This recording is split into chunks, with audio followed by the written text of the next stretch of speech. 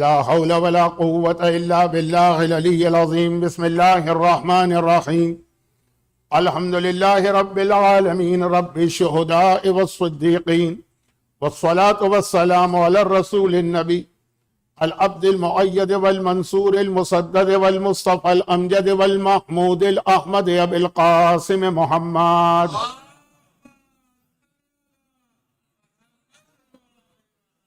وآله وأهل بيته الطيبين الطاهرين المعصومين المظلومين المنتجبين الميامين، سيما على الإمام المنتظر والحجة الثاني عشر عجل اللهم له الفرج، ولعنة الله على أعدائهم أجمعين من الأزل إلى الأبد.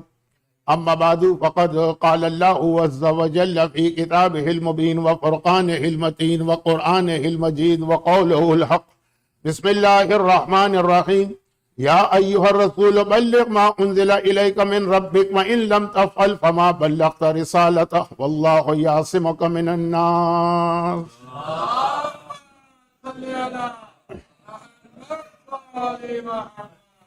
سورہ مائدہ کی یہ مشہور و معروف آیت 67 نمبر سورہ کا نمبر 5. کون مومن یا مومنہ ایسا ہے کہ جس نے اس آیت کو شکم مادر سے سننا نہ شروع کیا ہو اور مرتے دم تک نہ سنا ہو؟ اے رسول بلغ، پہنچا دو، ماں وہ چیز، وہ حکم، ماں وہ حکم، انزل الیک من ربک، جو تیری جانب نازل کیا گیا ہے تیرے رب کی طرف سے. یہ رب کا حکم ہے، پیغمبر کی ذاتی خواہش نہیں. ما انزل من ربک وَإِن لَمْ تَفْعَلْ. اور یہ کتنا اہم حکم ہے کہ اگر یہ نہیں پہنچایا تو فَمَا بَلَّغْتَ رِسَالَتَهْ، یہ سمجھو کہ تم نے 23 سال تک جتنی زحمتیں تبلیغ دین کے لیے اٹھائی ہیں کچھ بھی نہیں کیا. فَمَا بَلَّغْتَ رِسَالَتَهْ، تو نے رسالت کا حق ہی ادا نہیں کیا. وَاللَّهُ يَعْصِمُكَ مِنَ النَّاسِ. اور دیکھو، اب یہ تو ذرا سا ترجمہ مناسب نہیں ہے لیکن وقت بھی میرے پاس کم ہے. دیکھو، گھبرانا اور پریشان نہ ہونا، اللہ تمہیں ان تمام دشمنوں سے بچائے گا جو اس حکم کے مخالف. اچھا، اب یہ قرآن کریم کی آیت ہے اور ہر مومن اور مومنہ کو پتا بھی ہے، جیسا کہ میں نے عرض کیا کہ ہم تو ماں کے پیٹ سے ہی آیت سننا شروع کرتے ہیں، بلکہ شاید اس سے بھی پہلے سے. لیکن ایام اعضا کے آغاز سے کچھ پہلے، 2 ہی ہفتے پہلے تو غدیر قم کا جشن ہم نے منایا. وہاں پہ پھر اس آیت کی مسلسل ہم تکرار اور تلاوت سنتے ہیں کہ یہ جو قرآن نے کہا ماں ماں ماں، وہ حکم جو اللہ نے تم پر نازل کیا وہ غدیر قم کا اعلان تھا. اچھا، اب یہاں پہ جو میرا اپنا ایک انداز ہے، مجھے نہیں معلوم کہ یہ مجمع میرے انداز سے واقف ہے کہ نہیں ہے، لیکن بہرحال واقف ہو کہ واقف نہ ہو، میرا انداز یہ ہے کہ جہاں تک باقی علماء اور خطبہ بات کو پہنچا کے فل اسٹاپ لگاتے ہیں، میری بات اس کے آگے سے شروع ہوتی ہے. ایک طالب علم ہوں لیکن بہرحال اس کے بعد بات شروع ہوتی. غدیر قم کے موقع پر یہ آیت نازل ہوئی ہے، پیغمبر نے قافلے کو روکا ہے، اعلان ولایت کیا. ولایت، یہ ولایت ذہن میں تو بہت ساری باتیں تھیں، لیکن چونکہ ابھی مجھ سے پہلے جو مرثیہ پڑھا گیا، سلام پڑھا گیا، اس سب نے ذرا سا میرا موضوع بدل کے خاص ڈائریکشن میں کر دیا ہے، جس کا اس لفظ سے تعلق ہے ولایت. ولایت اہم ترین عقیدہ ہے اسلام کا، اور روایت میں یہ ہے کہ بنی الاسلام علی الخمس، اللہ نے اسلام کو 5 پلرز کے اوپر قائم کیا. جو عمارت پلر پہ قائم ہوتی ہے، ایک پلر بھی اگر ٹوٹ جائے تو عمارت میں کمزوری آ جاتی ہے، وہ ٹیڑھی ہو جاتی ہے. الصلاۃ والصوم والحج والزکوۃ وولایتنا، اللہ نے جو 5 پلر پہ ولایت کو قائم کیا، نماز ہے، زکوٰۃ ہے، حج ہے، روزہ ہے اور ہماری ولایت ہے. اور پھر معصوم نے فرمایا، اور ان 5 میں بھی سب سے زیادہ تاکید جو کی گئی ہے، نماز سے زیادہ، روزے سے زیادہ، زکوٰۃ سے زیادہ، حج سے زیادہ، وہ ہماری ولایت کے بارے میں ہے. اور خالی تاکید ہی نہیں کی گئی، صادق آل محمد امام جعفر صادق علیہ السلام کی ایک مشہور حدیث ہے، کہ امام فرماتے ہیں دیکھیں 5 پلر، ان میں سب سے زیادہ تاکید اس بات کی، لیکن خالی اتنا ہی نہیں ہے، اس کے آگے کا مرحلہ امام معصوم فرماتے ہیں کہ جب کوئی مومن دنیا سے رخصت ہوتا ہے اور وہ اپنی قبر میں پہنچایا جاتا ہے، وہ قبر کے اندر ہے، ایک تنگ و تاریک کوٹری ہے، اندھیرا ہے، مولا کا نہج البلاغہ کے آخر میں ایک بہت ہی مختصر خطبہ، شروع میں مولا کے خطبات نہج البلاغہ کے شروع میں جو مولا کے خطبات ہیں وہ بڑے طویل ہیں، آخر میں ایک بہت مختصر سا خطبہ، یا اہل التربت و یا اہل الغربت و یا اہل الوحشت و یا اہل الوحدت و یا اہل الظلمہ۔ میدان صفین سے واپسی میں قبرستان سے گزر ہوا تو مولا نے یہ چند جملے 4 یا 5 جملے ارشاد فرما کہ اے مٹی پہ سونے والوں، اے اکیلے رہنے والوں، اے وحشت بھرے ماحول میں زندگی گزارنے والوں، اور اے اندھیرے میں زندگی گزارنے والوں، یہ ساری چیزیں قبر کے اندر ہیں۔ روایتوں میں مومن کی ٹریننگ کا ایک طریقہ یہ بھی ہے کہ ہو سکے، اب یہاں تو ممکن نہیں ہے لیکن اگر ہو سکے تو زندگی میں اپنی قبر تیار کر کے اس کے اندر وقتاً فوقتاً جا کے لیٹا کرو، لیکن خیر یہ ساری باتیں مناسب نہیں آج کے دن۔ مولا فرما رہے ہیں وحشت بھی، اکیلا ہے آدمی، اندھیرا چاروں طرف سے بند ہے، کوئی بیماری بھی ہوتی ہے، پتہ نہیں کیا اس کو کوسوفوبیا کہتے ہیں کہ کیا کہتے ہیں، کہ جب آدمی کسی تنگ جگہ پہ چلا جائے اور بند ہو جائے، بہت سے لوگ ایلیویٹر کے اندر نہیں جا سکتے، حتیٰ بہت سے لوگوں کو میں نے دیکھا پلین کا سفر نہیں کر سکتے، جو چاروں طرف سے بند ہوتے، فوبیا کی یہ قسم ہے نا، اب یہ قبر کا فوبیا اصل فوبیا، چاروں طرف سے بند ہو، اکیلے ہو، اور اتنی جگہ بھی نہیں ہے کہ زیادہ کوئی موومنٹ کر سکو، نہ اتنی طاقت ہے نہ اتنی جگہ، اور اندھیرا بہت اندھیرا۔ اب امام فرماتے ہیں کہ وہ اس حالت میں مومن ابھی گھبرا رہا ہے، پریشان ہو رہا، عام حالات ہوتے تو مر جاتا، لیکن یہ تو ہی مرا، اب کیا مرے گا یہ۔ اب اس حالت کے اندر وہ لیٹا ہے کہ اچانک اس نے دیکھا کہ روشنی آنے لگی، اور پھر ایک روشنی آئی، اور وہ آنے کے بعد اس کے سرہانے، اسے بلب آپ نے جلا دیا، یہ کوئی لائٹ ہوگی، لیکن لائٹ کے مقابلے میں روشنی بہت ہی سکون پہنچانے والی ہے، گرم نہیں ہے، ٹھنڈی بھی نہیں ہے۔ اب میں اس کی تفصیل میں نہیں جاتا، پڑھا لکھا مجمع ہے، میں آپ کی توہین کروں گا اگر میں تفصیل میں جاؤں۔ اور پھر دیکھا ایک اور روشنی اس کے ساتھ ساتھ آ رہی، وہ اس کے پاؤں کے پاس، ایک روشنی اس کے دائیں طرف، ایک روشنی اس کے بائیں طرف۔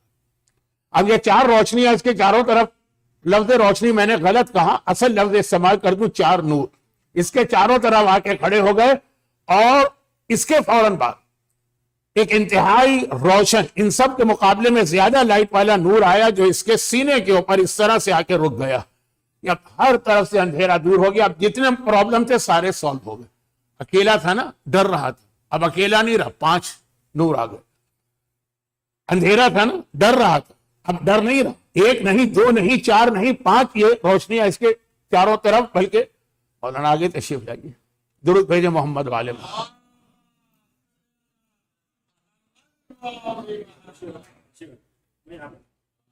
غالباً اس مشہور ترین حدیث کو میں زیادہ ہی تفصیل سے بیان کر رہا ہوں، جتنا وقت بھی نہیں اور ضرورت بھی نہیں، تو وہ سارے پرابلم دور ہو گئے نا، یا اہل الوحشت و یا اہل الغربت و یا اہل الوحدت و یا اہل الظلمت، وحشت تھی اکیلے پن کی وجہ سے، وہ ختم ہو گئی، اور اندھیرا تھا وہ دور ہو گیا یہ نور کے آنے کی وجہ سے، اور اس کے آنے کے بعد خود بخود ایک احساس پیدا ہوا کہ جیسے جگہ بہت وسیع ہو گئی، اب یہ حیران ہے کہ یہ ہے کون، لیکن ایک مرتبہ جو سب سے بڑا نور ہے جو اس کے سینے کے اوپر ہے، وہ پوچھتا ہے ان چاروں سے، سرانے والا نور کہتا ہے میں اس کی نمازیں، اور مثلا پائنتی والا نور کہتا ہے کہ میں اس کا روزہ، اور دائیں طرف والا نور کہتا ہے کہ مثلا میں اس کا حج، اور بائیں طرف والا نور کہتا ہے کہ میں اس کی زکوٰۃ۔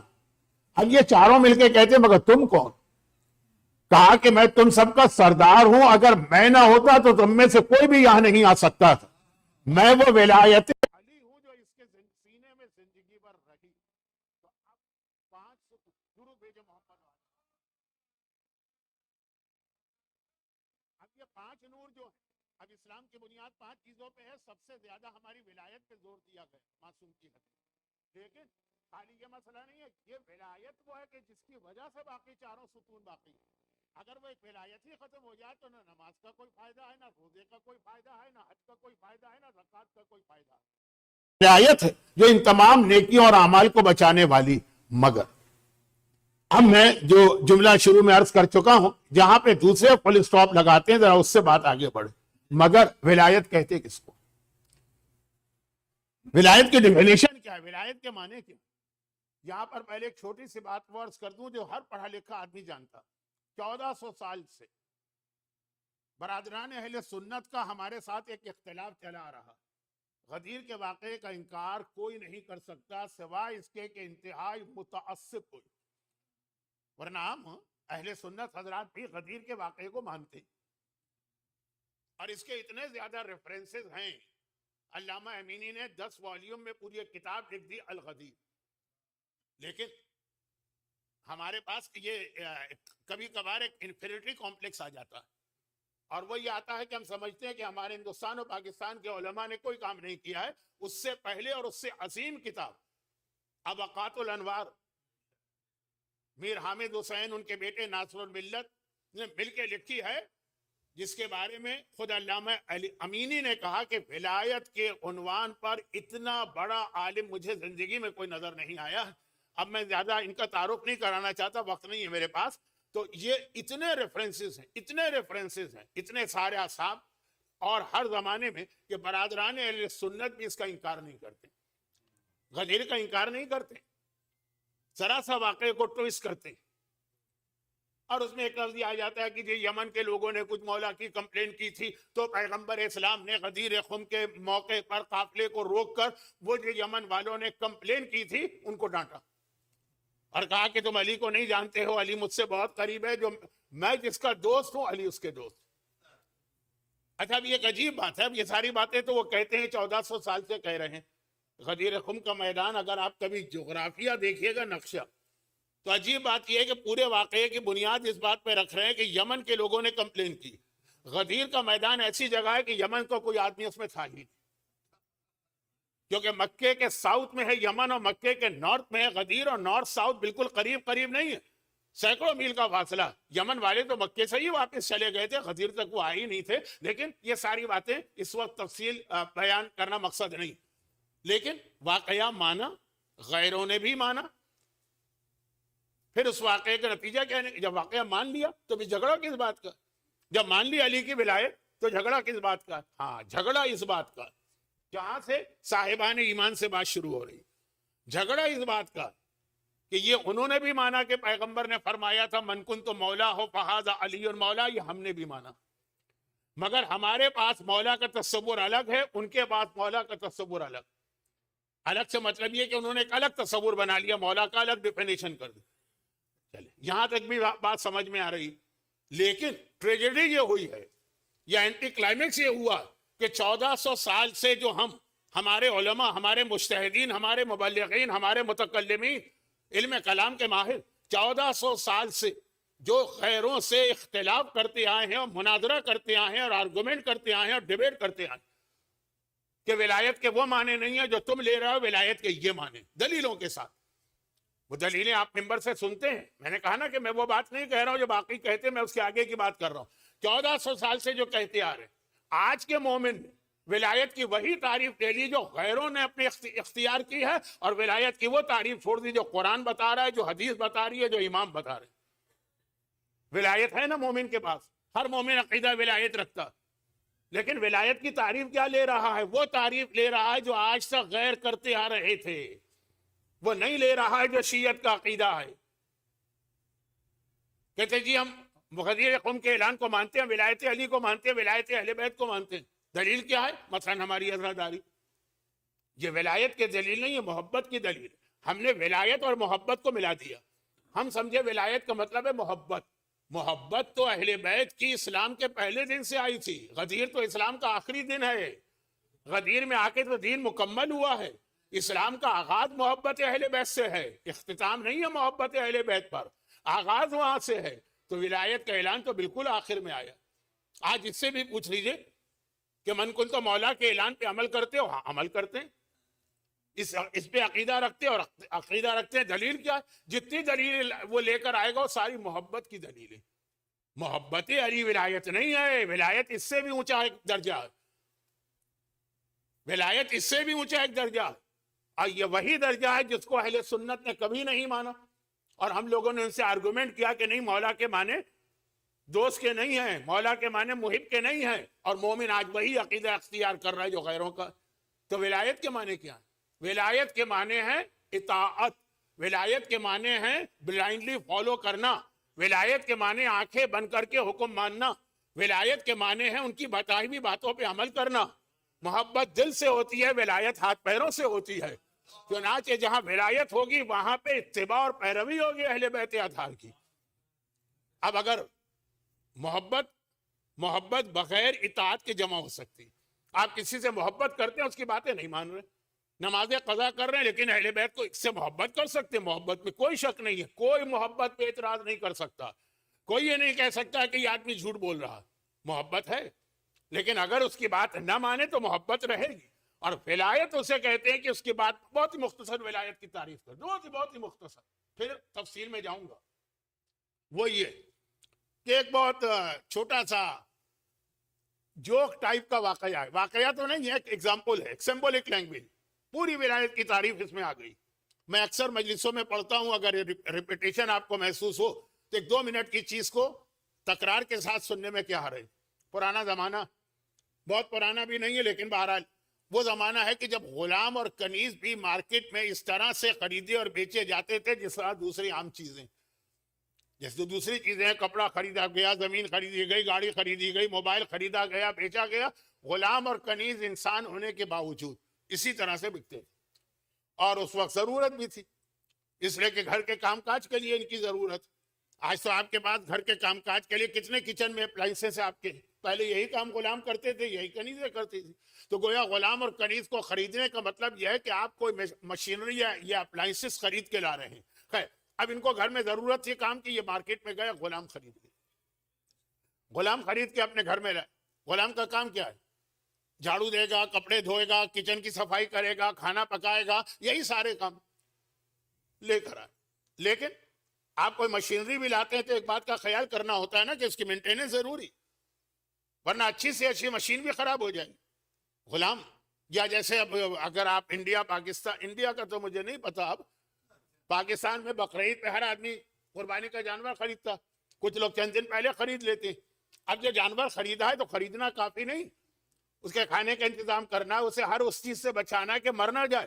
بھائی بقرعید کے دن ذبح کرنا ہے، اس سے اگر ایک دن پہلے مر گیا تو کتنا نقصان ہوگا، آدمی کتنی حفاظت کرتا۔ اور کراچی کے اندر تو آج کل جانور چوری بھی بہت ہوتے ہیں، رات کو آپ نے بیل باندھا، صبح اٹھا تو بیل غائب، کیونکہ لاکھوں کا ہوتا ہے۔ تو اب یہ ہے کہ جانور، اس کی حفاظت بھی ضروری۔ تو یہ تو ایک انسان ہے اور بڑا قیمتی انسان ہے، بہت کام کرے گا، چنانچہ انہوں نے اس سے سوال کر دی۔ بکری تو آپ کو پتا ہے کس کو کیا کھلانا، اس سے سوال کر لیے، تم غلام ہو، تم کیا کھاتے ہو، کھاتے کیا ہو، یہ سوال کیوں ضروری ہے؟ اب دیکھیں، بلا وجہ میں وضاحت کر رہا ہوں، آپ حضرات کی توہین ہو رہی ہے، اصل موضوع پر آ جاؤں۔ لیکن اب بات شروع کر دی تو مکمل کر لوں، اور وہ یہ کہ غلام آتے تھے دنیا کے مختلف علاقوں سے، ہر علاقے کی غذا الگ ہوتی، جو چینی کھا سکتا ہے، مینڈک اور مچھر اور پتہ نہیں کیا کیا، وہ ہم نہیں کھا سکتے، کھانا تو چھوڑیے، دیکھ بھی نہیں سکتے۔ اور جو افریقہ کا آدمی کھا سکتا ہے وہ مثلاً امریکہ کا آدمی نہیں کھا سکتا۔ تو اب یہ کہ غلام سے پوچھنا ہے نا تمہاری غذا کیا؟ مجھے یاد ہے میں جب حوزہ علمیہ میں پڑھتا تھا، میرے ایک ایرانی دوست سے ایک دفعہ میں نے ان کو نہاری کھلا دی، اوہو، پورا دن پوری رات بیچارے تڑپے وہ مرچوں کی وجہ سے۔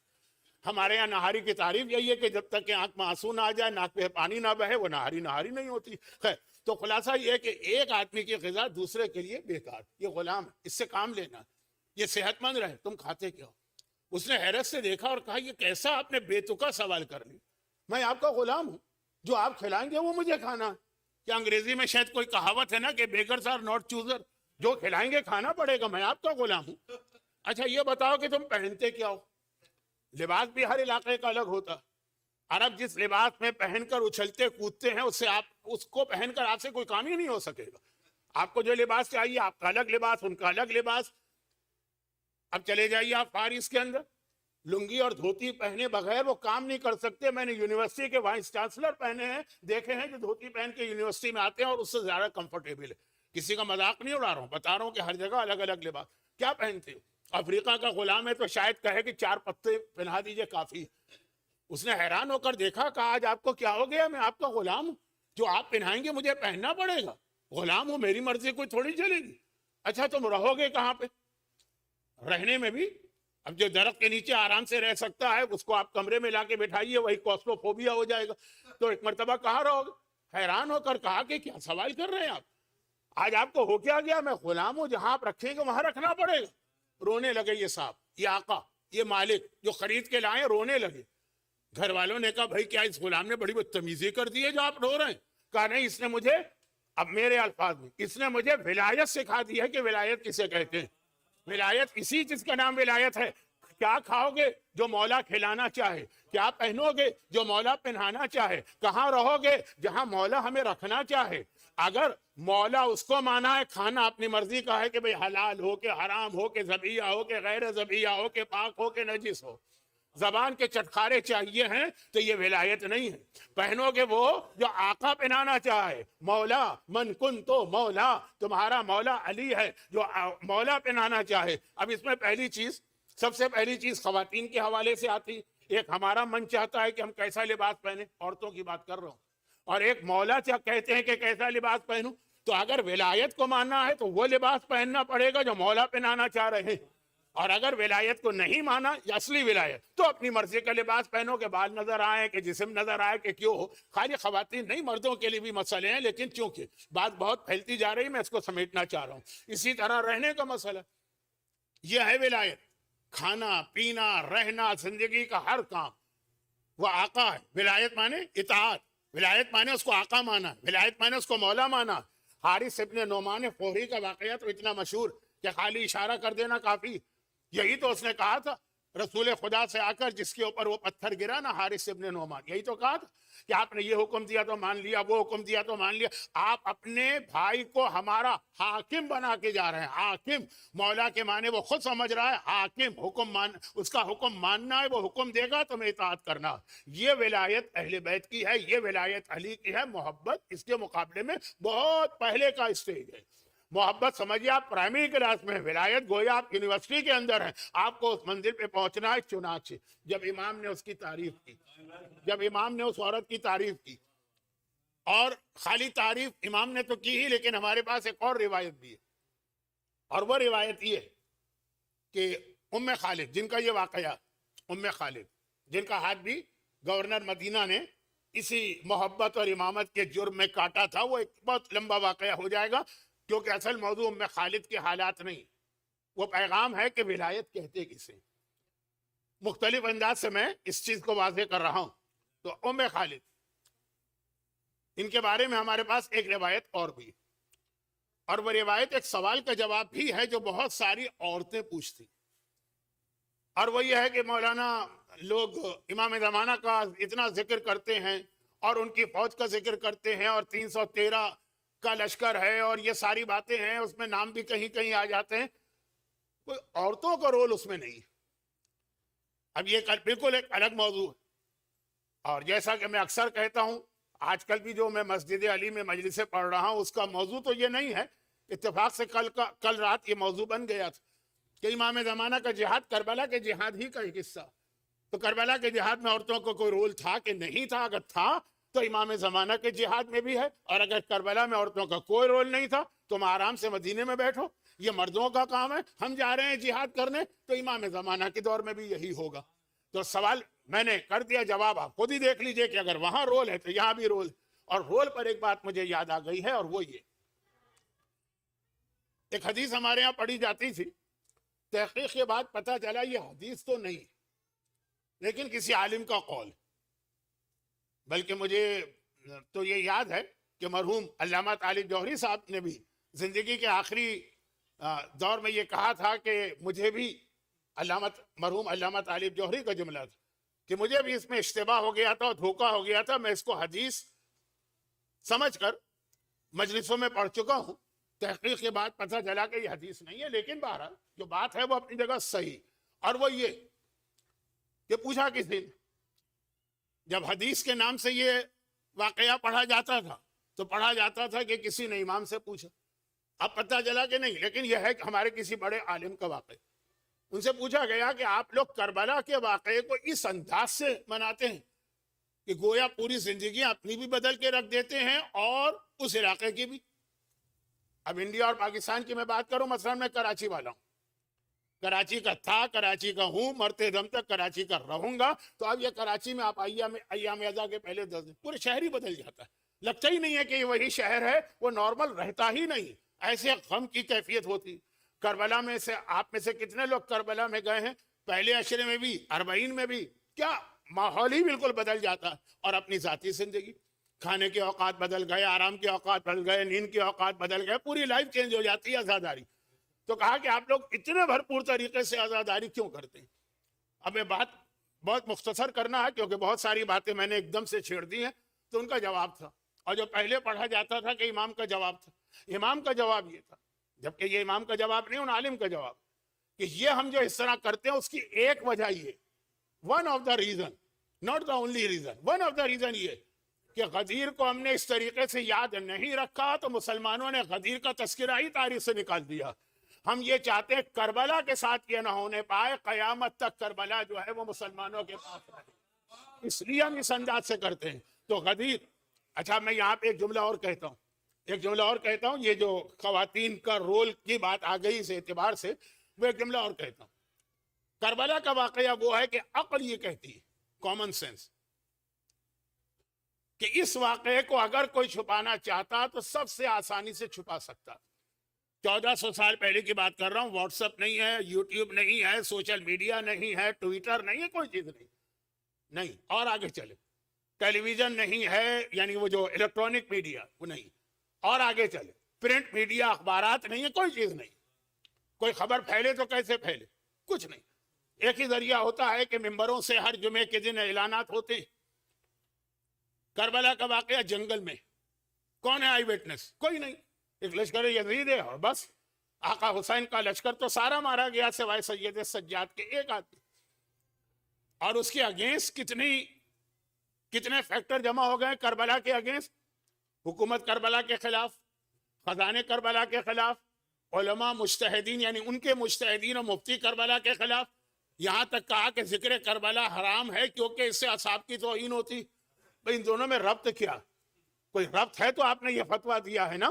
وہ ربط میں بیان نہیں کرنا چاہتا، میرا موضوع بدل جائے گا کہ ذکر کربلا حرام ہے، کربلا منانا حرام ہے، کربلا کا ماتم بدعت ہے. یہ آج کی بات نہیں کر رہا ہوں، 1400 سال پہلے فتوے چل رہے ہیں. حکومت خلاف، اس زمانے کا جو میڈیا تھا یعنی ممبر، جمعے کی نماز، خطبہ، وہ کربلا کے اگینسٹ، خزانہ کربلا کے خلاف، مجتہدین ان کے مجتہدین اور علماء اور مفتی وہ کربلا کے خلاف. ساری چیزیں کربلا کے خلاف ہے، لیکن کربلا اس طرح سے اب تک زندہ ہے اور قیامت تک زندہ رہے گی کہ ایک سے ایک دشمن آئے کربلا کے اگینسٹ وہ بولے اور ان کا نام و نشان مٹ گیا. کربلا اسی طرح سے ہے. پاکستان کا اگر کوئی مومن ہے، ضیاء الحق کے زمانے میں، ڈاکٹر اسرار احمد کا زمانہ تھا، ہندوستان میں وہ پاٹا نالے والا کون، مولوی عبدالشکور تھا، یہ سارے جلدی نام لے رہا ہوں. انکار کیا کربلا میں کچھ ہوا ہی نہیں. واقعی بدل دیا کہ مسلم ابن عقیل کے رشتہ داروں نے آقا حسین کو شہید کیا. یزید کی فوج آئی تھی حسین کو پروٹیکشن دینے کے لیے. جب انہوں نے یہ منظر دیکھا تو غصے میں آ کے انہوں نے مسلم ابن عقیل کے رشتہ داروں کو قتل کر دیا. یہ ان کے جملے کہہ رہا ہوں. کہاں ہے؟ سب ختم. وہ چاہے مرزا حیرت دہلوی ہو، چاہے وہ پاٹا نالے والا عبدالشکور ہو، چاہے پاکستان کا ڈاکٹر اسرار احمد ہو، نام و نشان مٹ گئے. کربلا اور پرانی زیادہ شان و شوکت سے منائی جا رہی ہے، جبکہ ہر چیز اس کے خلاف 1400 سال. اور اگر کوئی واقعہ اسلامی تاریخ میں سب سے زیادہ باقی رہنا چاہیے تھا وہ غدیر کا تھا. کیوں؟ اس لیے کہ غدیر کے واقعے کے آئی وٹنس 1 نہیں، 2 نہیں، 5 نہیں، 100 نہیں، 500 نہیں، 1,20,000 ہیں. 1,20,000. پوری سیرت رسول دیکھ ڈالیے، 23 سال کی رسالت اور 63 سال کی زندگی، کسی واقعے کے اتنا آئی وٹنس نہیں. بدر میں 313 تھے خالی، احد میں مثلا خالی 1,000 تھے، فتح مکہ کے موقع پہ صرف 20,000 تھے، اور اس سے پہلے جائیے اعلان رسالت کے موقع پہ 15-20 تھے. اگر کوئی آدمی آج کہے کہ نہیں رسول نے اعلان رسالت نہیں کیا، کوئی مسلمان نہیں مانے گا. اتنے سے آئی وٹنس تھے لیکن اتنا یقینی واقع. کوئی مسلمان کہہ دے یا کوئی انسان کہہ دے بدر میں کچھ نہیں ہوا، نہیں مانے گا کوئی مسلمان، جبکہ اتنے سے آئی وٹنس ہے. تو جو 4 6 اور 10 شب ہجرت کے واقعات کتنے آئی وٹنس، لیکن ہر مسلمان یقین رکھتا. غدیر خم جس کے آئی وٹنس 120,000 1,20,000 مسلمان، واقعاً وہ بھلا دیا گیا. چنانچہ اگر ایک عام مسلمان سے بات کریں، بہت ہی متعصب نہ ہو عام مسلمان، اور اس سے کہے کہ غدیر کا واقعہ، وہ حیران ہو کر کہے گا یہ کون سا واقعہ. اور وہ اس وقت جو ہے وہ تعصب میں منع نہیں کر رہا، اس نے سنا ہی نہیں کبھی، اس کے مولویوں نے یا علماء نے بتایا ہی نہیں، اس کو معلوم ہی نہیں. سیرت رسول کا ہر واقعہ یاد ہے عام مسلمان کو. اعلان رسالت یاد ہے، شب ہجرت یاد ہے، بدر کی لڑائی یاد ہے، فتح مکہ یاد ہے، سب یاد ہے. جس کے آئی وٹنس غدیر کے مقابلے میں 10% سے بھی کم ہے، اور غدیر یاد نہیں. اور پھر میں کہہ رہا ہوں کہ میں متعصب دشمنان اہل بیت کی بات نہیں کر رہا ہوں، واقعاً ایک عام مسلمان کی بات کر رہا ہوں. تو جس کے سب سے زیادہ آئی وٹنس ہے وہ چھپ گیا تو ایسا چھپا کہ سمجھانا پڑتا ہے، دلیلیں لانا پڑتی ہیں، ریفرنس دینا پڑتے ہیں، پھر بھی عام مسلمان کنفیوز رہتا. اور جس واقعہ کربلا کا کوئی آئی وٹنس نہیں ہے، بلکہ اس کے اگینسٹ سارے فیکٹرز کام کر رہے ہیں، وہ اتنا پکا ہر مسلمان کے ذہن میں. وہ جو میں نے چند نام لیے کہ جنہوں نے کربلا کے واقعے کا انکار کیا، وہ چھوڑیں، عام مسلمان بھی جانتا. پاکستان میں کہیں پر اگر پانی کی شارٹیج ہو جائے، کہتے ہیں حکومت نے وہاں کربلا کا منظر کر دیا. کربلا محاورہ بن گیا، عام مسلمان بھی جانتے ہیں. اب سوال یہ پیدا ہوتا ہے کہ کامن سینس انسان کے پاس ہے نا، وہ ذرا سوچے کہ جس واقعے کو بچے کو معلوم ہونا چاہیے، 1,20,000 اصحاب رسول جو حج کر کے آ رہے ہیں، حج کرنے کے بعد چند دن تک تو شریر سے شریر آدمی بھی شریف بنا گھومتا رہتا، چند دن تک تو ذرا اثر رہتا ہے حج کا. وہ 1,20,000 اور وہ سب بھول گئے، اور جہاں کوئی نہیں تھا وہ اب تک یاد ہے. اب میں تفصیل میں نہیں جا رہا، صرف ایک جملے میں اس کا جواب دے رہا ہوں. سمجھ میں آ گیا، نہیں سمجھ میں آیا تو آپ کو تو میرا انداز پتا ہے نا کہ میں تو نہ آہ چاہتا ہوں، نہ واہ چاہتا ہوں، نہ دانت چاہتا ہوں، میں تو آگے بڑھتا جاتا ہوں. ایک بڑا فرق مجھے نظر آ رہا ہے، غدیر میں ساری چیزیں تھی کہ غدیر کا واقعہ مشہور ہونا چاہیے، نہیں ہوا. اور کربلا میں کوئی چیز بھی ایسی نہیں تھی کہ وہ واقعہ لوگوں کو یاد رہتا، وہ قیامت تک یاد. فرق کیا ہے؟ ایک فرق تو بہت واضح ہے کہ غدیر کو کوئی زینب نہ ملی، کربلا کو ایک زینب مل گئی. غدیر کو کوئی زینب نہ مل سکی تو غدیر چھپا دی گئی، اور کربلا کو ایک زینب اس طرح سے ملی کہ اب قیامت تک کے لیے کربلا زندہ ہے. تو بات یہ کہاں سے نکلی تھی؟ عورتوں کا رول بہت اہم، بہت اہم. اور پھر وہ امام زمانہ کے حوالے سے بات تھی کہ ان کے لشکر میں بھی نہ صرف یہ کہ خواتین ہوں گی، بلکہ ان کے نام بھی آئے ہیں. سب کے نہیں آئے ہیں، کچھ کے نام آئے ہیں. ایک بہت مشہور ہمارے یہاں کتاب ہے ریاحین الشریعہ، آغا محلاتی کی، اس کے اندر وہ حدیث کے چند نام ہیں کہ یہ عورتیں تو ضرور امام زمانہ کے لشکر میں شامل ہوگی. ان میں ایک نام اس ام خالد کا ہے. کون ام خالد؟ جن کا واقعہ میں ولایت کو سمجھانے کے لیے پڑھ رہا ہوں. بہت پڑھا ہے میں نے، بہت پڑھا، لیکن شاید اس مجمع کے لیے میں اتنا زیادہ جو ہے وہ سنا ہوا نہ ہوں، اس لیے اس کو دہرا رہا ہوں. اور اگر کبھی سن بھی لیا ہے تو دوبارہ سن لیجیے. ابو بصیر اسدی کوفی بیٹھے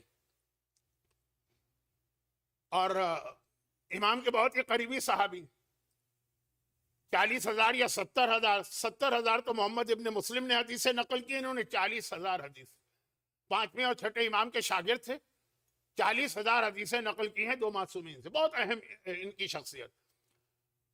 یہ کہتے ہیں کہ میں صادق آل محمد امام جعفر صادق علیہ السلام کی خدمت میں بیٹھا تھا. خاص ان لوگوں کو، پیغمبر کا بھی یہ طریقہ تھا، امام کا بھی یہ طریقہ تھا کہ چند خاص شاگردوں کو جن میں وہ دیکھتے تھے کتنا پوٹینشل ہے، الگ سے بٹھا کے کچھ علوم سکھاتے تھے، جن میں فادر آف کیمسٹری جابر ابن حیان تو ہر آدمی جانتا. ابو بصیر بیٹھے تھے، تنہائی تھی. ایک مرتبہ غلام نے کہا کہ فرزند رسول، مدینے کی فلاں خاتون ام خالد وہ آئیں اور کہہ رہی ہیں کہ ایک ضروری مسئلہ ہے، مجھے اسی وقت امام سے ملاقات کرنا. امام نے کہا بلا لو. وہ آئی. یہ ہے ولایت. محبت الگ چیز ہوتی ہے، محبت کا اعلیٰ ترین درجہ ولایت. یہ ہے ولایت. وہ آئیں، آنے کے بعد کہا فرزند رسول میرا ایک پرابلم، اور وہ یہ ہے کہ مجھے فلاں بیماری ہو گئی، اور یہ بہت تکلیف دہ بیماری. اب آج کل تو بہت ساری چیزیں ایسی نکل آئی ہیں کہ جس سے آدمی کا درد یا تکلیف کم ہوتی ہے. مجمع میں کافی ڈاکٹر نظر آ رہے ہیں، مجھے ایسی بات کہنا ہی نہیں چاہیے جو میرا شعبہ نہیں، لیکن پین کلر ٹائپ کی. لیکن بہرحال کچھ بیماریاں آج بھی ایسی ہیں کہ اتنی اس میں تکلیف ہوتی، مارفین کا انجیکشن دینے کے باوجود. تو پرانے زمانے میں تو یہ چیزیں تھی بھی نہیں، اینستھیسیا اور یہ ساری چیزیں تھی بھی نہیں. خیر بولا بہت تکلیف، ناقابل برداشت. بعض تکلیف ہوتی ہے کہ آدمی اچھل جاتا. خیر اللہ نے ایک امتحان لیا، بیماری بھی ایک امتحان ہے، کوئی بات نہیں. لیکن مجھے تعجب اس بات پر ہوا، یا شاکنگ تھا میرے لیے، کہ سیم بیماری مدینے میں اور کئی لوگوں کو ہوئی. اب ڈاکٹر حضرات کہیں گے کہ اس سے فیصلہ نہیں ہو سکتا ہے کہ اگر ایک جیسے سمٹمز ہیں تو دونوں کا ایک بیماری ہے. اس سے فیصلہ نہیں ہوتا ہے، ٹیسٹ ہوتے ہیں اور بہت ساری چیزیں ہوتی ہیں اور ڈاکٹروں کا روزگار چلتا ہے. خیر تو خلاصہ یہ ہے کہ مولا یہ ایسے ہی درد، ایسے ہی تکلیف، ایسا ہی پین اور بہت سے لوگوں کو، وہی ڈاکٹر میرے تھے وہی ان کے تھے، ان کا علاج ہو گیا، وہ سب ٹھیک ٹھاک لوٹ پوٹ کے ٹھیک ہو گئے، نہ درد ہے نہ تکلیف ہے، صحت مند. وہی طبیب کا میں علاج کرا رہی ہوں، مجھے کوئی فائدہ نہیں ہو رہا. یہ ہو سکتا ہے، لیکن یہاں تو یہ کسی اور پوائنٹ آف ویو سے پوچھ رہی ہے امام سے کہ مولا پھر میں نے ڈاکٹر سے کمپلین کی کہ بھائی میرا صحیح علاج کیوں نہیں کر رہے؟ یہی بیماری فلاں کو ہوئی تھی، اس کا علاج ہو گیا، میرا علاج کیوں نہیں کر رہے؟ اب آج بھی ہم ڈاکٹر سے جا کے کہتے ہیں، وہ کہتے ہیں نہیں مولانا فرق ہے اس کی اور آپ کی سمٹم ایک جیسی ہے، لیکن یہ فرق ہے اور یہ ہے اور وہ ہے، بہت ساری چیزیں. تو اب وہ ڈاکٹر یہ جواب دیں؟ نہیں، انہوں نے یہ جواب نہیں دیا. کہا تمہارا بھی علاج ہو سکتا ہے، لیکن جو دوا فی الحال ہمارے پاس ہے وہ ہم تم کو بیان نہیں کر سکتے ہیں، ہمیں خود شرم آتی. بہت ہی قابل احترام گھرانے کی، بہت ہی مقدس گھرانے کی، وہ باقی جو عام لوگ ہیں سڑک پہ گھومنے والے ان کو تو بتا دی. تو میں نے پوچھا کون سی دوا ہے؟ کہا کہ ہمارے پاس اس کا علاج صرف ایک ہے، شراب پیو. اب وہ جو باقی لوگ تھے ان کو تو ہم نے بتا دیا، انہوں نے پی بھی لی شراب، ٹھیک بھی ہو. شراب کسی بیماری کا علاج ہے کہ نہیں ہے یہ خود ایک الگ موضوع، اس پہ ہم اس وقت بات نہیں کر رہے ہیں. بات ہے ولایت کسے کہتے ہیں، اس کا نام ہے ولایت. تو لیکن ڈاکٹروں نے کہا کہ تمہارا تقدس، ایک تقوی، ایک خاندان، ریلیجس بیک گراؤنڈ، بہت زیادہ ریلیجس بیک گراؤنڈ، تو یہ والی دوا تمہیں بتاتے ہوئے ہمیں شرم آ رہی تھی کہ کیسے تم سے کہیں کہ شراب پیو. کوئی لائف تھریٹنگ پرابلم تو ہے نہیں، درد اور تکلیف کی بات ہے نا، اس لیے ہم نے نہیں بتایا. لیکن بہرحال تم نے پوچھ لیا تو سن، شراب پیو ٹھیک ہو جاؤ. مولا میں آپ کے پاس آ گئی. امام کا سوال بہت عجیب ہے، اس کا جواب اس سے بھی زیادہ عجیب ہے. اور آخر میں پھر امام کا اس کی تعریف کرنا، خالی تعریف نہیں کہ ایک جملہ اور. مولا میں آپ کے پاس آ گئی. امام نے کہا میڈیکل پرابلم، صحت کا مسئلہ، درد ہے، ڈاکٹروں نے ایک دوا بتائی، تو میرے پاس کیوں آئی؟ کبھی ایسا لگتا ہے کہ جیسے کنڈیم کیا جا رہا. کنڈیم نہیں کیا جا رہا، ہمیں اور آپ کو ولایت بتائی جا رہی ہے. ولایت کسے کہتے ہیں؟ میرے پاس کیوں آئی؟ ڈاکٹر نے کہا بات مان لو. اب یہ ابو بصیر کہتے ہیں عورت حجاب میں تھی لیکن ایسا لگا جیسے اس کو شوق پہنچا، پورا جسم اس کا ہل گیا. مولا میں نے اپنا امام آپ کو مانا ہے، ان کو نہیں مانا. میں تو صرف اس لیے آپ کے پاس آئی ہوں کہ جب قیامت کا دن آئے گا، یہ ہے ولایت، جب قیامت کا دن آئے گا، نامہ اعمال کھولا جائے گا تو ایک ایک عمل کے بارے میں سوال ہوگا نا. سورہ کہف کی آیت ہے کہ آدمی خود اپنا نامہ اعمال دیکھ کے حیران ہو جائے گا اور کہے گا کہ یہ کیسی کتاب ہے جس میں میرا چھوٹے سے چھوٹا عمل بھی لکھا گیا. خود آدمی کو یاد نہیں اس میں لکھا ہوا. آپ کو یاد ہے کہ پرسوں صبح جب آپ واش روم گئے تھے تو پہلے الٹا پیر گیا تھا اندر کے پہلے سیدھا پیر؟ آپ کو یاد نہیں ہے؟ نامہ اعمال میں لکھا ہوا. اور اس کو ایک اور اینگل سے میں ایک مجلس میں بیان کرنے والا ہوں، آج نہیں. تو خلاصہ یہ کہ جب نامہ اعمال کھلے گا ایک ایک عمل لکھا ہوگا. خدا کے یہاں یہ نہیں ہے کہ تمہارا عمل لکھا ہے بس سزا نہیں. پہلے پوچھا جائے گا کہ یہ جو عمل لکھا ہے اس کی کوئی ریزننگ ہے؟ تمہارے پاس ہے ریزننگ؟ تم آؤ. مولا جب نامہ اعمال کھلے گا تو اس میں لکھا ہوگا میں نے شراب پی تھی. اب اگر خدا نے یہ سوال کیا کہ تم نے شراب کیوں پی تھی، کیا یہ درد و تکلیف ایسی چیز تھی کہ تم نے اس کی خاطر ایک حرام کام کر لی؟ یا اگر میں نے شراب نہیں پی اور وہاں لکھا ہوا کہ اس نے اتنی تکلیف برداشت کی اور خدا نے سوال کی کہ تم نے شراب کیوں نہیں پی، اپنی جان خطرے میں کیوں ڈال دی، جب سارے طبیب کہہ رہے تھے. مولا میں یہ چاہتی ہوں کہ قیامت میں میرا جواب چاہے اب شراب پیوں چاہے نہ پیوں، پوچھا جائے کہ کیوں یہ عمل کیا. یہ نہ ہو کہ ڈاکٹروں نے کہا تھا یا ڈاکٹروں نے منع کیا تھا. گھر والوں نے کہا تھا کہ گھر والوں نے منع کیا تھا، شوہر نے کہا تھا کہ شوہر نے منع کیا تھا، اولاد نے کہا تھا کہ اولاد نے منع کیا تھا۔ میں یہ چاہتی ہوں کہ میدان قیامت میں جب نامہ اعمال کھلے، میرے جس عمل کے بارے میں سوال ہو یہ کیوں کیا تھا، میں کہوں میرے آقا اور مولا نے مجھے حکم دیا تھا۔ جس عمل کے بارے میں سوال ہو یہ کیوں نہیں کیا تھا، میرا جواب یہ ہو کہ میرے آقا اور مولا نے منع کیا تھا۔ روایت ابو بصیر کی ہے، ابو بصیر، عظمت ابو بصیر کو پہلے سمجھیے۔ ابو بصیر کے بارے میں امام کی حدیث ہے، لولا امثال ہؤلاء لندرست آثار النبوہ، اگر ابو بصیر جیسے میرے صحابی میری مدد نہ کرتے تو نبوت کے سارے آثار مٹ کے رہ جاتے۔ لیکن اس عظیم صحابی کو دیکھ کر امام نے کہا کاش ہمارا ہر شیء ایسا ہو جائے۔ یہ ہے ولایت کہ جو عمل کرو، دیکھیں بہت زیادہ اسلام آپ کو جو ہے پابند نہیں کرتا ہے، پورے اسلام کو سمجھیے، اسلام سے زیادہ فلیکسیبلٹی کسی مذہب میں نہیں۔ مذہب تو چھوڑیے، دنیا کے کسی سسٹم میں نہیں، لیکن پہلے سمجھے نا اسلام کو۔ ہمارے پاس تو اتنا ٹائم ہی نہیں ہے کہ ہم دین کو سمجھیں، لیکن ابھی بات میں کہہ رہا ہوں کہ یہ تو آپ کہیں گے تو بہت مشکل کام ہوگے، نہیں مشکل کام نہیں، وہ ہے بہت آسان۔ وہ ہر چیز کے بارے میں پوچھو، پیغمبر کی حدیث ہے نا، بوئسو بے شریعت سہلا، مجھے کائنات کی آسان ترین شریعت دے کے بھیجا گیا، ہر چیز کا سلوشن ہے، لیکن پوچھو۔ یہیں پر ایک جملہ کہہ رہا ہوں، اصل میں میرا یہ موضوع تھا آج کا، جو ایک جملہ اب آ رہا ہے، وقت ہی نہیں رہا، اور تھوڑا سا شروع میری مجلس سے پہلے جو مرثیہ اور سلام وغیرہ ہوئے تو اس نے بھی ذرا موضوع بدل دیا، لیکن جملہ یہ کہ اب جب یہ کہا کہ ہر عمل کے بارے میں یہ دیکھو کہ امام کیا کہہ رہے، تو یہ کیسے پتہ چلے؟ کیا ہمارے پاس اتنی نالج ہے؟ کیا ہم اتنی عربی جانتے ہیں؟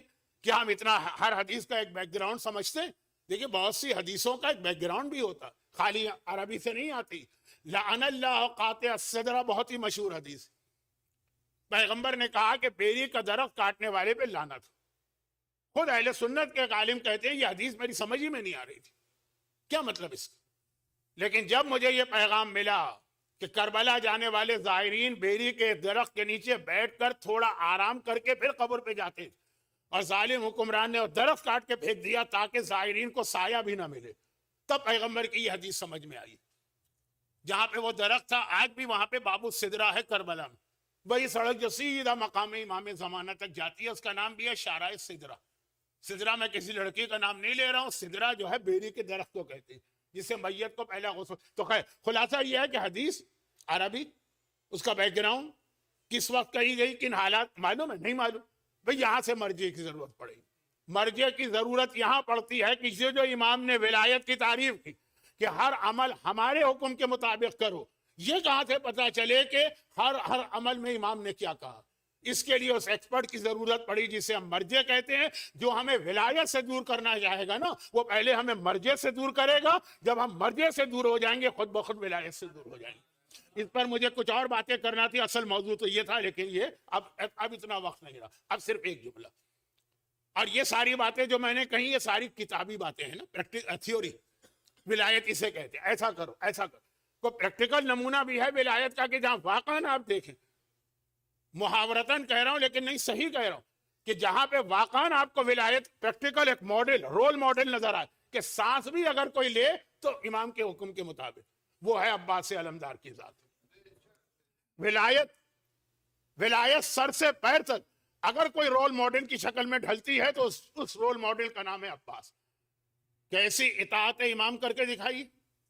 میں آپ حضرات سے ایک سوال کرتا ہوں، اس پہ بہت لمبی بات ہو سکتی ہے، وقت نہیں رہا، میری بھی مجلس ہے، آپ کو بھی جانا ہے، لیکن صرف ایک سوال، مجھے یہ بتائیے، جناب عباس کی بہت ساری خصوصیات ہماری مجلسوں میں ڈسکس ہوتی ہیں، ممبر پہ بیان ہوتی ہیں، نوحوں میں آتی ہیں، مرثیوں میں آتی ہیں، سب کچھ، زیادہ تر تو مشہور ہے وفا، لیکن سب سے بڑی خصوصیت عباس کی ہے اطاعت، یعنی ولایت یعنی اطاعت۔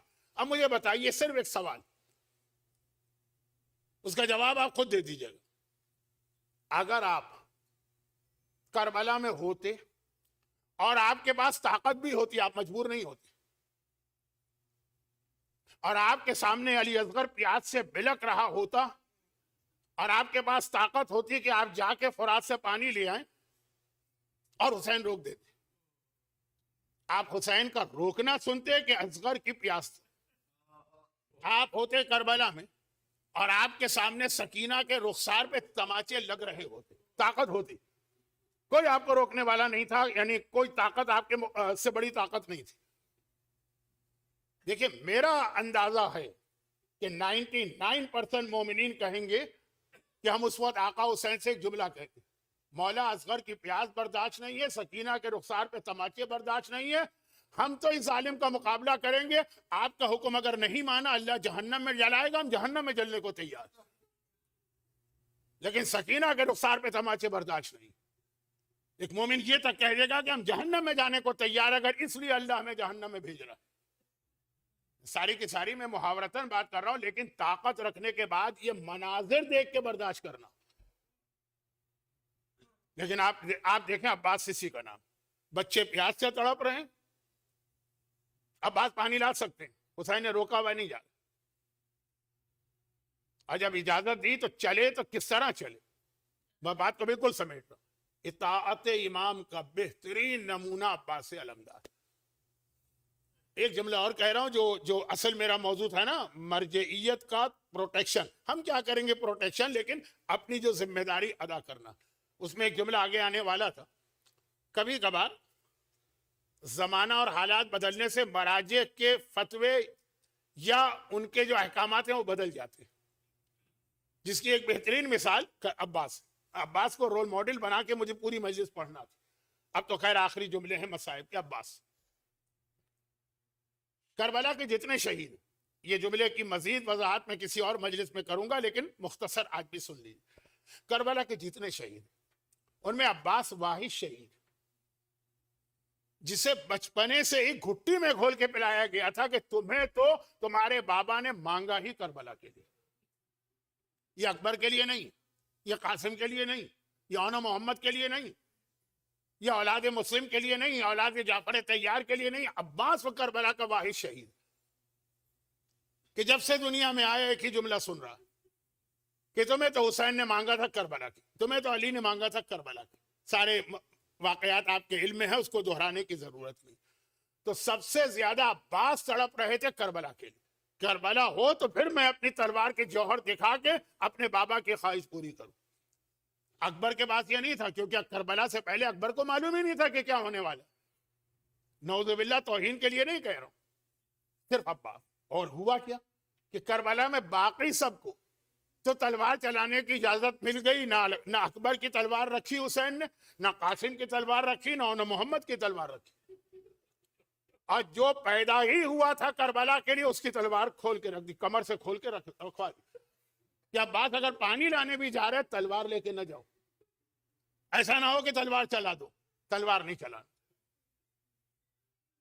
اب کیا کہتے ہیں عباس، مولا آپ یہ کہہ رہے ہیں لیکن جو آپ سے بھی افضل ہے، یعنی میرا اور آپ کا بابا، وہ تو کہہ رہا تھا کہ مجھے عباس کربلا کے لیے چاہیے۔ حدیث ہے نا، الحسن والحسین سیدہ شباب اہل الجنہ و ابوہما خیر منہما، اور ان کا بابا ان سے بھی افضل ہے۔ آپ یہ کہہ رہے ہیں، بابا یہ کہہ رہے ہیں، لیکن نہیں، عباس کو پتا ہے جب بابا نے کہا تھا اس وقت کے حالات میں وہ ٹھیک تھا۔ آج جو امام وقت ہے اگر وہ اس کے خلاف کوئی بات کر رہا ہے تو یہ بھی ٹھیک، اور اسی کی بات ماننا۔ اب یہ پورا ایک مرجعیت کا ایک بہت بڑا موضوع تھا ڈسکشن کا، لیکن اب چھوڑ دیجیے۔ اس وقت کا جو امام ہے اس نے جو کہا وہ مجھے ماننا، اور عباس تلوار لے کے چلے نہیں، تلوار لے کے جانا چاہ رہے تھے، روکا حسین اور کہا کہ عباس تلوار رکھ کے جاؤ، نیزہ لے کے جاؤ۔ نیزے سے دشمن کو دور رکھا جاتا ہے، بس تلوار سے دشمن کی گردن اڑائی جاتی۔ تمہیں کربلا میں دشمن کی گردن اڑانے کی اجازت نہیں ہے، صرف پانی لے کے آنا، وہ بھی سکینہ کے کہنے سے۔ ایک جملہ ہے مصائب کا جو میں کئی بار پڑھتا رہتا ہوں، کئی بار پڑھوں گا بھی، یہاں بھی سن لیجیے۔ گرچہ عباس صبح سے بار بار مقتل جانے کی اجازت مانگ رہے، نہیں ملی، لیکن ایک وہ وقت آیا کہ ننھی سکینہ نے آ کر کہا کہ چچا، یہ بچے مجھ سے آ کے کہتے ہیں کہ تم مشکل کشا کی پوتی ہو، کیا تم بھی ہمارے لیے پانی کا انتظام نہیں کر سکتی؟ میں نے ان سے وعدہ کر لیا کہ میں تمہارے لیے پانی کا انتظام کرتی، لیکن یہ وعدہ تیرے وجہ سے کیا چچا عباس، تیرے بھروسے پر میں نے بچوں سے وعدہ کیا، پانی لیا۔ عباس نے کہا یہی تو میری خواہش تھی لیکن کیا کروں، میرا آقا اجازت نہیں دیتا۔ سکینہ نے کہا چچا بس اتنی سی بات، بابا نے میری کوئی بات آج تک نہیں ٹالی، چلے میں آپ کی سفارشی بن کے چلتی ہوں اور آپ کو اجازت دلواتی ہوں۔ حسین امام معصوم ہے، دیکھا عباس سکینہ کو گود میں لے کے آ رہے ہیں، سمجھ گئے کہ کیوں لایا جا رہا۔ ایک مرتبہ کا عباس اب کچھ نہ کہیں، سکینہ نے سفارش کر دی ہے، لے کے آئے سکینہ کو، اب میں اجازت دیتا ہوں پانی لینے کے لیے جا سکتے ہو۔ لیکن شاید پلٹ کے کہا کہ بیٹی سکینہ ابھی تو چچا کی سفارش کر رہی ہے، بعد میں یہی چچا بہت یاد آئے گا، جب رخسار پہ تماچے لگ رہے ہوں گے، جب کمر پہ کوڑے پڑ رہے ہوں گے، تب یہی چچا بہت یاد آئے گا۔ اور عباس نیزہ لے کے چلے، شیر خدا کے واقعان شیر خدا وارث کا جہاد کیا بیان کروں اس مختصر سی مجلس میں۔ مقتل تک گئے اور واپس آئے، پانی لا تو رہے ہیں لیکن اب جو واپسی ہو رہی، بعض روایت کا تاریخ تبری میں بھی یہ جملہ کہ جب وہ وقت آیا کہ عباس کا سیدھا بازو کٹا، پھر عباس کا الٹا بازو کٹا، پھر عباس زمین کربلا پہ گرے، اور ایک بار حسین کو سلام کیا، آقا میرا آخری سلام قبول کرو۔ حسین خیمے سے نکلے، اب جا رہے ہیں، ذرا ترتیب ذہن میں رکھیے گا، حسین آ رہے ہیں، تاریخ تبری کا جملہ ہے کہ حسین کا گھوڑا رک گیا، حسین نے دیکھا عباس کا الٹا بازو کٹا ہوا زمین پہ پڑا، حسین نے وہ بازو اٹھایا، گھوڑے کو آگے بڑھایا، گھوڑا پھر رک گیا، دیکھا عباس کا سیدھا بازو کٹا ہوا زمین پہ، وہ اٹھائے اور پھر آگے بڑھے تو وہاں پہنچے جہاں آج آقا عباس کی زری، جہاں زری ہے نا، آپ گئے ہیں نا وہاں۔ اب میں نے یہ جملے کیوں کہے، میں نے کہا عباس کی بہادری کا اندازہ کیجئے گا، کیا ہونا چاہیے تھا کہ عباس آ رہے ہیں دریا سے پانی لے کے، پہلے سیدھا ہاتھ کٹا تھا، پھر الٹا ہاتھ کٹا تھا، پھر عباس گھوڑے سے گرے تھے، تو ترتیب کیا ہوتی کہ حسین خیمے سے آ رہے تو پہلے عباس ملتے، اس کے بعد عباس کا الٹا ہاتھ ہوتا، اس کے بعد عباس کا سیدھا ہاتھ ہوتا۔ یہ ترتیب نہیں ہے، پہلے ہاتھ ملے پھر عباس ملے۔ یہ کیا بات، کس بات کی دلیل ہے؟ یہ اس بات کی دلیل ہے کہ شیر خدا کے اس شیر کے دونوں بازو کٹ گئے تو وہ واپس پلٹا فرات کی جانب کہ مشق سکینہ چھت گئی ہے، وعدہ کر کے گیا تھا پانی لانے کا، کٹے بازوؤں کے ساتھ دوبارہ فرات پہ جاؤں گا اور وہاں سے پانی لے کے آؤں گا۔ یہ ترتیب، یہ سیکوینس اسی وقت بن سکتا جب عباس واپس پلٹے ہوں اور پھر وہاں پہنچے جہاں آج زری ہے، عباس کے سر پہ ظالم کا گرز لگا، عباس زمین پہ آئے، حسین قریب پہنچے، ایک مرتبہ زمین پہ بیٹھے، عباس کا سر گود میں لیا، عباس آخری وقت ہے، کوئی وصیت ہے؟ کہا آقا ایک ہی وصیت ہے، جب میں پیدا ہوا تھا تو پہلی زیارت آپ کے چہرے کی آج دل چاہتا ہے کہ دنیا سے جا رہا ہوں تو آخری زیارت بھی آپ کے چہرے کی کروں، لیکن کیا کروں، ایک آنکھ میں تیر لگا ہے، دوسری آنکھ میں خون جمع، مولا ذرا یہ خون آنکھوں سے صاف کر دیجئے تاکہ آخری زیارت آپ کی کروں۔ حسین نے ابا کے دامن سے جوان بھائی کی آنکھ کا خون صاف کیا، عباس نے یہ آنکھ کھول کے آخری زیارت حسین کی حسین نے کہا عباس اب میری بھی ایک وصیت عمل کرو، جب سے تم نے مجھے پکارا آقا کہہ کے پکارا، آج میری خواہش ہے کہ مجھے آقا نہ کہو، مجھے بھائی کہہ کے پکارو۔ عباس نے بھائی کہا اور اس دنیا سے عباس رخصت۔ اجرکم علی اللہ علی ولعنۃ اللہ علی اعدائہم اجمعین۔ پروردگارہ مشکل کشائے کائنات شیر خدا مولا کے اس باب الحوائج و باب المراد بیٹے کا واسطہ، آج کے مجلس میں جو لوگ مصائب عباس پہ گریہ کر رہے ہیں، ان خواتین، ان حضرات، ان مومنین، ان مومنات کی تمام حاجتوں کو پورا فرما، انہیں دنیا اور آخرت کی ہر پریشانی سے محفوظ فرما۔ جناب عباس کے حال میں یہ مجلس جنہوں نے منعقد کی ہے، بانیان مجلس کی توفیقات میں اضافہ فرما، ان کو بھی دنیا اور آخرت کی ہر پریشانی سے محفوظ فرما، ان کے خانوادے کے تمام مرحومین اور حاضرین مجلس کے خاندان کے تمام مرحومین کی مغفرت فرما، ان مظالم کے انتقام کے لیے امام زمانہ کے ظہور میں تعجیل۔